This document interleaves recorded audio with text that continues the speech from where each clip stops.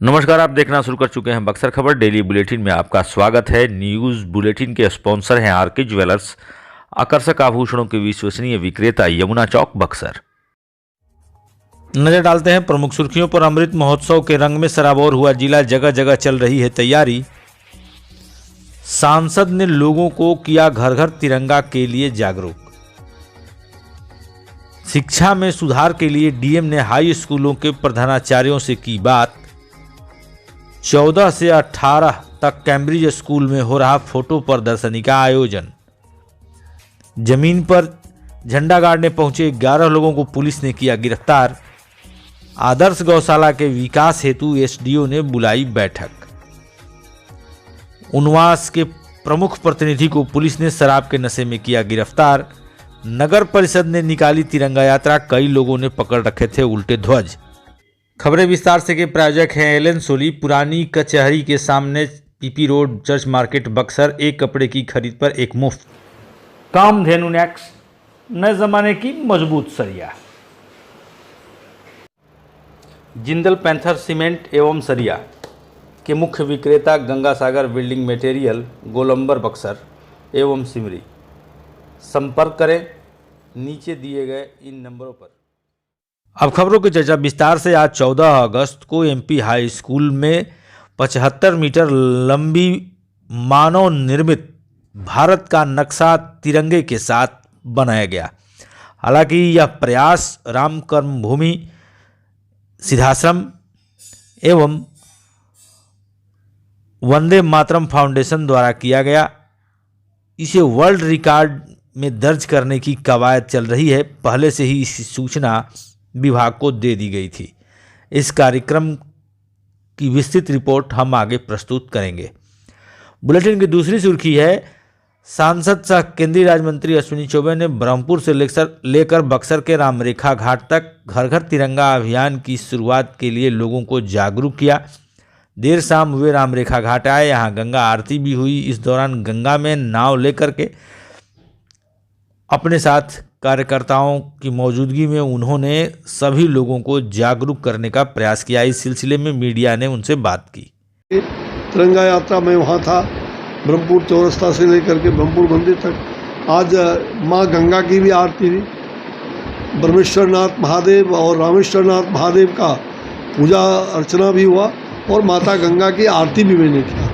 और एक सबसे बड़ी बात, आज नौका तिरंगा के साथ नौका यात्रा, और उसमें जो दो संदेश, एक तो वंदे मातरम, गंगे मातरम, ये मैंने पहले ही कहा था कि वंदे मातरम के साथ गंगे मातरम। अगर वंदे मातरम कहते हुए सूली पर चढ़ गए और देश को आज़ाद किया हमारे तमाम देश के ऐसे शहीदों ने, तो जहाँ उनको स्मरण करके वंदे मातरम कह करके तिरंगा ले करके और देश को आज़ादी दिलाने में जो हमारे स्वतंत्रता सेनानियों ने, शहीदों ने जो काम किया है, उसी प्रकार से गंगे मातरम भारत की संस्कृति और भारत की सभ्यता को आगे बढ़ाने में, 21वीं शताब्दी का भारत विश्व गुरु बनाने के लिए ये वंदे मातरम और गंगे मातरम, ये दोनों ही हमारे लिए बहुत ही, ये नारा नहीं बल्कि ये संकल्प है। इसलिए वंदे मातरम और गंगे मातरम के गगनभेदी संकल्प के साथ गंगा किनारे में आज लोगों ने एक तो वह संकल्प लिया, दूसरा संकल्प हर हर गंगा घर घर तिरंगा, हर हर गंगा घर घर तिरंगा। बुलेटिन की तीसरी सुर्खी है, एमपी हाई स्कूल के विश्वामित्र हॉल में बीते दिन शनिवार को जिलाधिकारी अमन समीर ने बिहार शिक्षा परियोजना द्वारा आयोजित कार्यशाला का शुभारंभ किया, जिसमें उच्च विद्यालयों के सभी प्रधानाध्यापकों को आमंत्रित किया गया था। शिक्षा में सुधार के लिए जिलाधिकारी ने प्रधानाध्यापकों की भूमिका पर अपनी बात रखी। उन्होंने कहा, आपका सहयोग इसमें बहुत ही महत्वपूर्ण है। ऑनलाइन शिक्षा को बढ़ावा देने के लिए उन्होंने बेहतर शिक्षकों को अपना वीडियो शिक्षण के दौरान अपलोड करने की बात भी कही। बुलेटिन की चौथी सुर्खी है, 14 से 18 अगस्त तक कथकौली मैदान के समीप स्थित कैम्ब्रिज हाई स्कूल के परिसर में फोटो प्रदर्शनी का आयोजन किया जा रहा है। केंद्रीय सूचना जनसंपर्क मंत्रालय द्वारा आयोजित किए गए इस कार्यक्रम की जानकारी प्रेस वार्ता आयोजित कर शनिवार को केंद्रीय संचार ब्यूरो SK मालवीय ने यह जानकारी दी। उन्होंने बताया नगर भवन से एक बाइक रैली निकलेगी जो कचकौली मैदान पहुंचेगी। वहां केंद्रीय मंत्री अश्विनी चौबे इसका शुभारंभ करेंगे। झंडोत्तोलन भी होगा। साथ ही जिले के 25 चयनित शहीद के परिवारों को सम्मानित भी किया जाएगा। यह कार्यक्रम विस्तृत है। इस जो प्रेस वार्ता में जानकारी मिली उसके कुछ अंश आप सुन सकते हैं। और वो रैली जाएगी बक्सर की जो लड़ाई हुई थी वहाँ पर। वहाँ पे माननीय मंत्री जी झंडा फहराएंगे, राष्ट्रीय गान होगा, प्लस जो हमारा जो कार्यक्रम होगा उसमें करीब 25 जो डिस्ट्रिक्ट जिला प्रशासन द्वारा चयनित शहीद के परिवार हैं या फ्रीडम स्ट्रगल के जो नेता उसको बोलते हैं नेक्स्ट ऑफ कीथ एंड कीन, उनको भी सम्मानित किया जाएगा तो माननीय मंत्री जी के द्वारा। और ये जो 25 की लिस्ट मिली है वो जिला प्रशासन के द्वारा ही हमें मिली है।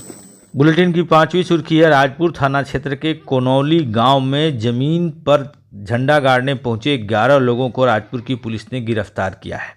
हालांकि यह कार्रवाई धारा 144 का उल्लंघन करने के कारण की गई है। इस संबंध में सदर SDO धीरेन्द्र कुमार मिश्रा से जब पूछा गया तो उन्होंने बताया 1999 में ही उक्त जमीन को उच्च न्यायालय पटना ने निजी करार देते हुए वादी पक्ष को उसका स्वामित्व का अधिकार सौंप दिया था। बावजूद इसके इस गांव के कुछ लोग उस जमीन पर अपने कब्जे का दावा कर रहे हैं। बीते दिन शनिवार को वे पुनः जमीन पर कब्जा करने पहुंच गए, जबकि 144 का नोटिस पूर्व से जारी था।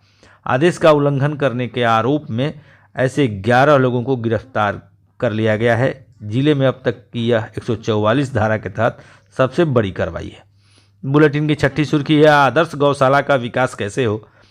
यहाँ गौशाला की समिति और दुकानदारों के बीच लंबे समय से किराए का गतिरोध है। साथ ही श्मशान मोड़ के समीप गौशाला के चारागाह की जमीन अतिक्रमण की चपेट में है। इन तीनों मुद्दों पर विस्तृत चर्चा हुई और तय हुआ कि गौशाला की जमीन को जल्द ही अतिक्रमण मुक्त कराने का प्रयास शुरू कर दिया जाए। सदर SDO धीरेन्द्र कुमार मिश्रा ने बताया कि इसमें आगे भी बैठकें होंगी। आदर्श गौशाला जो एक जिले की खास चीज़ है उसका विकास किया जाएगा। बुलेटिन की 7वीं सुर्खी है।